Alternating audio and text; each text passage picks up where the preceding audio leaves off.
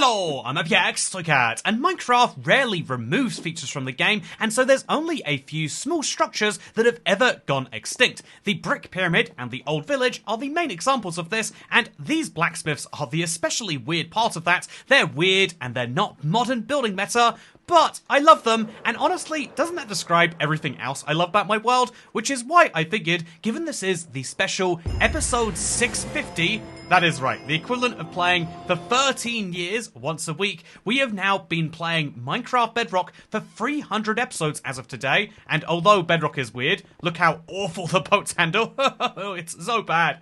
It's so terrible. Although Bedrock is still weird and still very awful, I figured today I would build an ancient and extinct structure to represent what this world probably should be. Because the truth is, the most ancient extinct structure, the brick pyramid, kind of has an analog already. I took this area over here, and you know what I've done? I've built a homage to that very oldest of extinct structures. I really like this personally, actually. I think it's very, very fun and very cool. And this was my big January build, and so it's as complete as anything else is in this world. I think this is great. I think it is a ludicrous monument. But even though I have another monument in the form of this black stone with the lava coming off it, and I have my wonderful lake that is filled with leaves, I still feel like this area could use some tweaks. And so if you want to see all of that progress, and my big announcement, because for episode 200, I moved over to the Xbox One and did a world tour. For episode 350, I moved over to Bedrock. And so for episode 650, we are moving back to the Xbox One edition. Yeah, remember these good days? Okay, no, that's not what we've done. Here is the actual progress I've made. As you can see, it's a delightful difference between the old and new, because this isn't a big thing that's meant to blow you away entirely. Instead, I think that the point of these Let's Plays is to show you how I interact with my long-term survival. And I do this in, I think, a more real way than many care to believe, because so much of YouTube is driven by the concerns of exactly what it is that people are looking forward to seeing. I understand why, if you have your main series being a forever world, air quotes, it's very hard to give honest advice about what a forever world is or how to keep one, but today I want to give and talk about that advice while building something that's really important to me, because, you know, the start of this video wasn't just an unrelated rant, it was actually me talking about nostalgia and how much it's really built this world. I mean, this section of the world especially, right? If we ignore my bony trees. I have my console edition size Nether. I have my brick pyramid, but made out of stone, that's ridiculously sized, but really is a monument for this area. And the same with my recycled bastion over there. I keep hearing creepers, I'm scared. But the same for my recycled bastion over there, and I figure that this is becoming slowly a bit of a new zone of the world, a bit of a nostalgia zone, and so what better to add to it than one of my favourite old removed structures, although I've already done that. So my second favourite removed structure, the one I actually interacted with while I was playing, you know, it's not some, unlike honestly the brick pyramid, it's not some fake nostalgia, it's something I really care about, it is the blacksmith. I used to love blacksmiths. They were the first structure in Minecraft, at least on the consoles, that was just borderline OP. It just gave you free stuff, and so finding one of these was like, oh, thank God. And recently I was playing Minecraft Xbox 360, and I came across one of these, and it was great, not just because it gave me a bunch of obsidian, enough to go to the Nether with, but also because it was this fun reminder of a time that was past, and I honestly do think that that is something worth building in my world. I think that having this reminder of you know, something that I used to love, even if I just look at it and smile every now and then, isn't that worth building? Well, I think the answer is yes, which is why, at least for me, I'm going to be building that thing today. And indeed, while we do that, I want to talk about what seems like, you know, like what I think is an important story, because have you ever been like lost in a store, like you know, you're there with like a parent, in my case a grandparent, because it was while I was young. I was at the store with my grandparent, and it used to be a regular thing that like, oh yeah, we'd go off and do our own thing, me and my brother, but then like it'd always be easy to like locate your parents or your grandparents, but one day after looking for like a full 5-10 minutes, could not find her at all. My grandma was nowhere to be seen.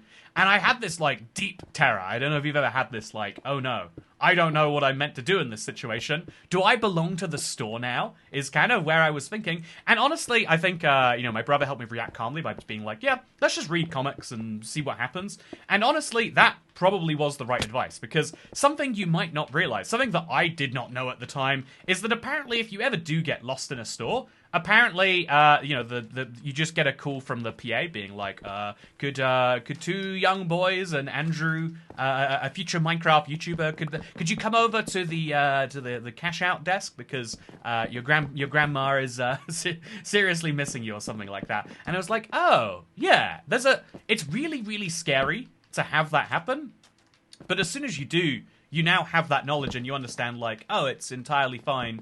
But to have that, like that calm moment of knowing it's all going to be fine, you kind of have to go through that fear at least a few times. So yeah, here is my blacksmith so far. As you can see, I think even just the vague structure already is kind of giving me something. Maybe I'm being a bit too nerdy about this one, but I feel like we're already at something, and that's with a giant hole in the ceiling and with the barely parts of the structure even coming in. But let's keep trying to get this into something, I think. But yeah, as I continue to get this into something, I'd like to talk about how, like, yeah, when you're lost at the store for the first time, it might feel like the entire world is closing in. Ooh, a wandering trader. It might feel like the whole world is closing in, but actually there's a really tried and true method for dealing with that. But the only way you know about it is if you've done it. And so I think that if I can, as much as this will sound like a bit of a purity thing, I feel like there are lots of things in the world that, sadly, no matter how much you want to be able to teach them, it's really hard to have it be a real, genuine, teachable lesson for anyone, because of the fact that I think this goes a little bit deeper this way, and then it ends like that. I could be wrong. I'm going to leave this, like, kind of half done for now. But I think that's where that goes, and then there's like a blacksmith chest in the corner, which we could fill with delightful loot. Or, for now at least, this random piece of iron I got from a zombie. But, yeah, there's this real, there's this real annoying thing about the world, where sometimes the most valuable lessons that you could possibly receive are the sorts of lesson you can only get through, like, doing a thing. Which sucks. I think there's a lot of lessons about relationships that you learn that way. I think a lot of people liked that we spoke about, that I was honest and frank about how, like, yeah, I learned how to prepare for, disaster because I would, by going through the ghosting of relationship, I realized, like, oh yeah, sometimes people get bored in a relationship and or not bored, they're done with the relationship, but they don't know how to end it. And so what do? Well, just logically, they ghost you, apparently. And it's like, yeah, actually, having now been on the other half of that a few times, I've broken up with a couple of people. It's like, yeah, it is really, really, really hard, and you'll convince yourself to go through a lot to, like, just avoid that conversation, which is probably not healthy or good for you. I think the furnaces go here, but I'm not actually entirely sure. And then that would logically be cobblestone. This would be cobblestone. And those, I think, are iron bars that go there. Which, thankfully, I had the foresight to bring with me. Oh, thank God.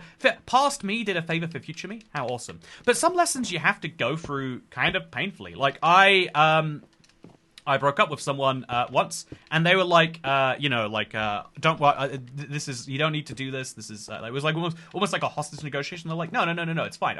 I'm gonna change. You're saying that the reasons we're breaking up is this, and those are very easily fixable problems. And I was like, yeah, actually, that's ideal. Now we don't have to break up, and we'll fix the problems that made us need to. And that's, like, I always thought it was stupid that people just say, oh, it's not you, it's me. They come up with a bunch of, like, pointless platitudes. It's like, why don't you just talk about it and get it fixed? And so having now done that, it's like, yeah, it's really, really easy to say I'll fix things when the alternative is breaking up. But, one, if you really wanted to fix things, you would do it without the threat of breaking up. This is a very silly trader. And two, it's kind of like, also, do I have two wandering traders again? Someone said that they never see it this often in their own world, and I am starting to think I must have a lucky Let's Play. Why am I getting two sets of traders almost every time? I'll take it, but I am confused by it. Anyway, yeah, I think that, like, it's one of those lessons that's like, yeah, I don't think that I could realistically, even though I think that that's the right thing to do, looking at it logically, I don't know that I could, like, do that a bunch of times again. I don't think I could deal with the painful process of, like, almost feeling like we're having, like, a performance evaluation where it's like, look, I've been very clear about what's needed here and what we're both going for here, and we can it really sucks having that relationship anywhere in life. I think one of the things that I also think you can't learn is how that will happen if you ever work with someone on like a group project or something. It's the same. Someone, if you have a difference in values and how to do the thing, someone is going to feel really spurned by that, and someone's going to feel like they're being cheated. I think there's no real way around that. And yeah, so that's an example of like, you don't really know until you've done it. And I think that weirdly, that's kind of how Forever Worlds are too. It kind of is crazy to me that you'll get advice from people who have just started a world, who previously were not playing Forever Worlds, but now that it is beneficial for the algorithm, they're like, yeah, like I've got my Forever World, and here's how you keep yours. But it feels kind of like impure. That's why I did that recent YouTuber video. I'm assuming you've seen that at time of recording. But that's why I did my recent, like, speaking to actual YouTubers about it. I was like, let's get, like, real advice, but, like, for real. Not, like, advice that is done because people have asked them and they feel the need to respond. And I thought that that was hugely interesting. Also, I feel like that can't be where the glass panes go. I bet they're both, like, a block to the left. But I'll leave them there for now because I've got other problems to solve, such as the roof, which is probably the biggest one here, actually. So let's go get some smooth stone. If you are curious, my main means of getting smooth stone is still this big pyramid right here. It's a very expensive pyramid to get to the top of, because I either have to pain myself with a ridiculous amount of jumping, or I have to use a firework every time. But it's worth it nonetheless. And so, yeah, I think that what keeps the Forever World around, in my opinion, is wanting to be there every day. But how do you know if you want to be there every day? You know, like I've gone into every relationship I've gone into thinking like, yeah, this will be the forever one because, you know, we like each other, we get it. It's, you know, we seem like we can solve issues and whatever. But you know, I spoiler alert, that is not how it's been. So what is the actual solution? And honestly, that is the tricky bit, in my opinion. That is the trickiest question that I think you can ask. But I think that it's the same with, like, how do you keep a business going forever? Or, indeed, how do you keep a video game hobby going forever? I used to take being, you know, I know this will sound really cringe, but I used to take being a gamer, like, you know, having games as a primary interest, that was, like, a part of my identity. And so when my Xbox 360 broke, and I had no idea how to repair it, and the process was going to be expensive, and I didn't have any money, it was like, oh, I guess I'm not playing games for a bit. I remember... Genuinely, this is so silly to say, and I don't think I could do this to someone in real life. I'm trying my best to do it on the internet, though. This is really silly to say, but I remember that year of my life. It's like a defining year of my life as the year where I didn't play video games anymore. And then I remember clearly being like 14 and getting back into it and being like, oh yeah, this is me. This is my this is my space. This is my natural you know, position to be in. And that's really, really stupid to say, but it is like how it is, right? I wanted that to be forever, but something got in the way and then it wasn't. And I think that's the realest advice I could give you about a Forever World too, is that one of the things that's kept this fresh for me... Hey, I think we're done, by the way. I think we need lava, but otherwise it's looking pretty darn nice. I'm liking it a good bit, I would say.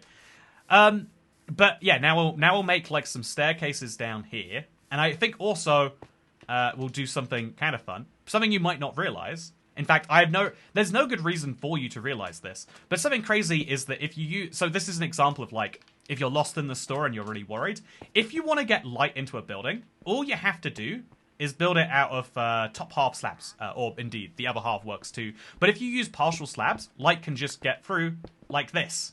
Isn't that incredible? It's one of those weird... I think it's only Bedrock, to be fair. But it's one of those things that, like, yeah, no one's... That's never, like... That's not brought up in a tutorial anywhere.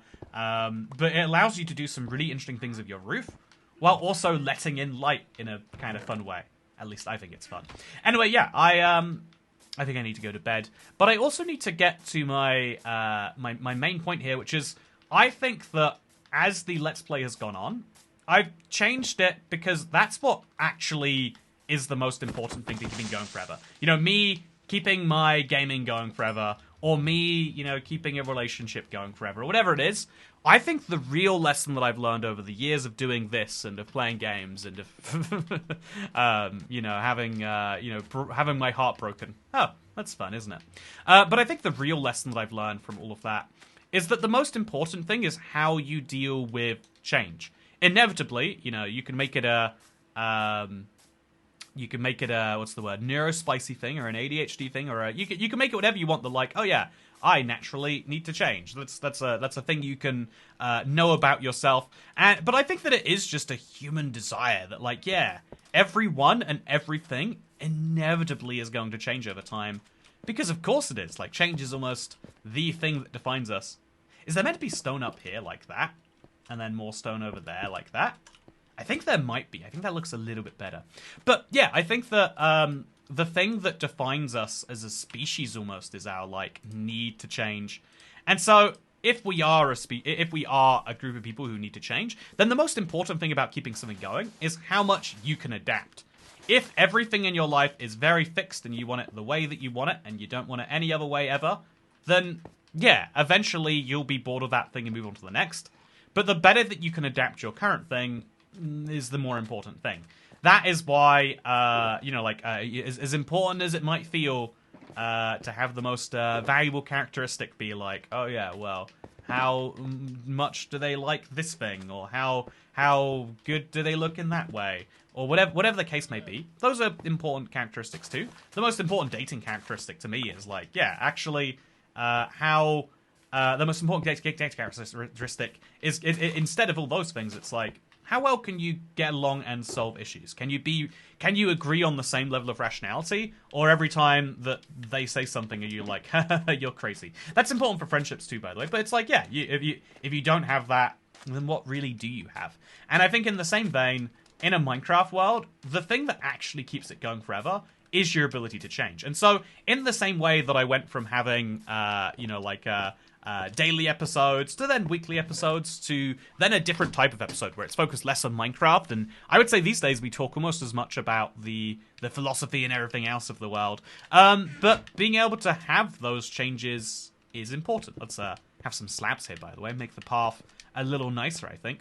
Do the same over here. Yeah, very, very, very good stuff. And then probably also put some more slabs there, but like at the bottom of the pyramid to help me get up to the top, or even just there. This seems silly, but now I can go straight from here up to there, right? Okay, I have to jump anyway. Well, then I'm stupid. Speaking of stupid, yeah, I've always felt like, so this is the area, and this is where it's all going to slowly come together. Anytime I have some nostalgia that I just feel like I need to build into Minecraft, here's the place I'm going to just do precisely that.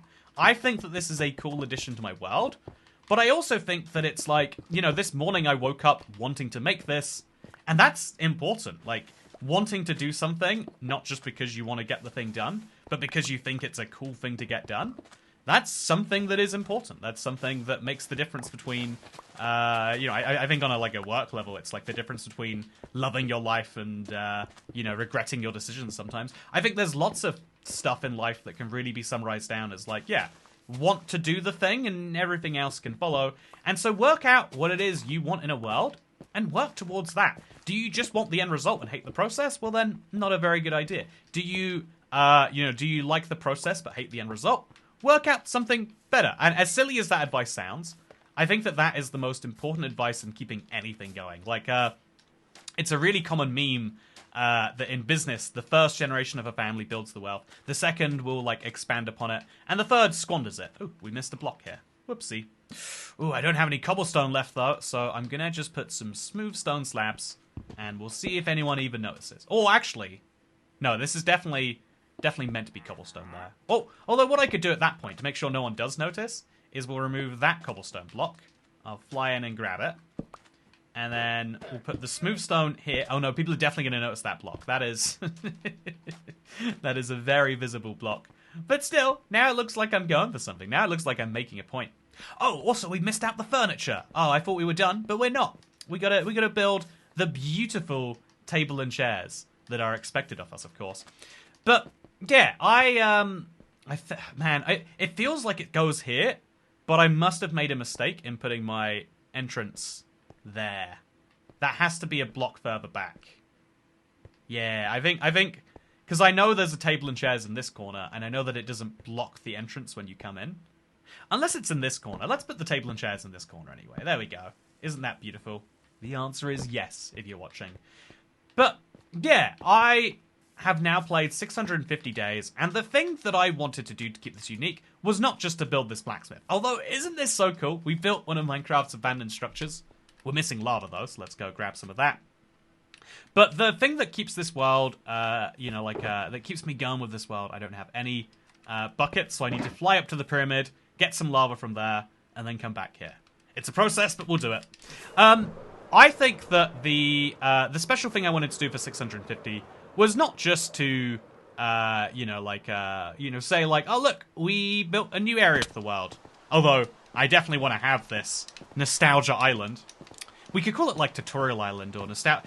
I want to have this nostalgic area, which I now think I will name. So that's a cool little milestone by itself. But that isn't the special thing. The special thing is that we took the world itself, I'm going to make a download after this and throw it into Unmined. So Unmined is a really cool map-making software outside of the game that allows you to show, say, screenshots of your world. This was meant to be done, funnily enough, I think it's kind of crazy that this isn't done this way, but this was meant to be done by the structure block originally. It was meant to be like for isometric printouts. It used to be even built into Java as a default keybind, but they never really took advantage of this. Maybe people didn't care, maybe it took them more work than they thought it would. But so there's all these, so I'm going to put some grass and some smooth stone and my sand in here. There we go. And now I can grab the lava. Easy peasy. But, yeah, I think Minecraft used to have this function built into the game that would allow you to do this, but clearly not enough people cared, or it took more effort than they thought. And so being able to share maps of your game isn't something you can easily do. But I've decided to take my world, put it into Unmine, just like we did for GeoGuessr, and then we can have a real map of our world that allows us to actually appreciate it. And so, now that we can say, I think, at least quite reasonably too, that we have built ourselves this blacksmith, and hopefully I'll be able to say quite reasonably that it's not going to burn down. I think it's surrounded enough by cobblestone that it shouldn't, at least. Now that we've done this, and we've made this delightful part of Minecraft history, just right here in the middle of a biome it shouldn't be in between structures that are all weird creations of this world. Now there's something special I want to do that's different to this. Okay, really funny story here. I went to go and download the world to make a map from it, but Realms issues means I can't actually do that. Something very concerning. I hope they fix that, because right now my world is locked into that. Anyway, though, here is my world, but we're going to have to imagine there's a pyramid here, because this is the one from the GeoGuessr video, but this is something I've never done before. Again, before this map was made, I actually almost felt like it was like borderline cheating to do this, if you'll believe that. I know that sounds silly, but I want to do it here anyway, not because I'm breaching some fundamental rule, but because I think by doing this different thing, you really appreciate quite a few things. For me, the biggest one is, look at this! You can see my Xbox One world border. I made a medium-sized world, and I actually got most of the way to that border, most of the way around. I never really appreciated this until I'm seeing it right here. This makes me feel like maybe I should build like a second wall at the 1500 coordinates, and that can be like the inner zone versus the outer zone. You know, anything outside of that is wild, or, you know, like at least in the wild zone. And anything inside of this we could make one day part of some grand colonization project. That seems like something fun, right? Or at least into unique areas. Because the real thing that I see when I look around this is my Xbox 360 world, and there's the inside and the outside. But the real thing that I appreciate looking at this, and the tip I'd like to give anyone that hopefully you can see from looking at my bizarre world, is that rather than pretending that there's one project that will occupy you for 10 years or 13 years in my case, or 7,600 days, realize that if you are someone like me who has a bunch of different ideas, why not have them all work in the same world? This is my Xbox 360 area, but then when I expanded it, I made Expansion City over here, which is a kind of more traditional Minecraft city, and then I've got the opposite, where I built my weird structures, the Woe Mansion and my RNG blocks and my desert wells and stuff, and then I've got my custom biomes just near that. These three things are near each other, but they don't need to connect. Effectively, it's three different Minecraft worlds in one. And the same is true for my nostalgia zone I'm building with my console Nether, my giant brick pyramid, and my recycled bastion. This whole area is kind of unrelated, and they can be tied in together. I've got this big thing here, and I've got Nether portals, and there is transportation between these areas, but just like how most cities, or at least urban areas, if you want to use that definition, aren't really contiguous collections of areas. They're not really the homogeneous zones, I should say.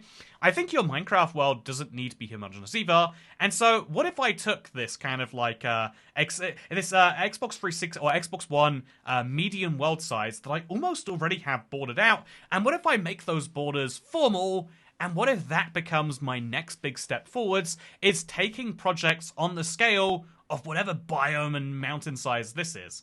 That seems like a big one, but given that I've got so many projects in this already anyway, wouldn't it be cool if I had a specific zone to search in, and a specific set of areas to limit me on where I'm going?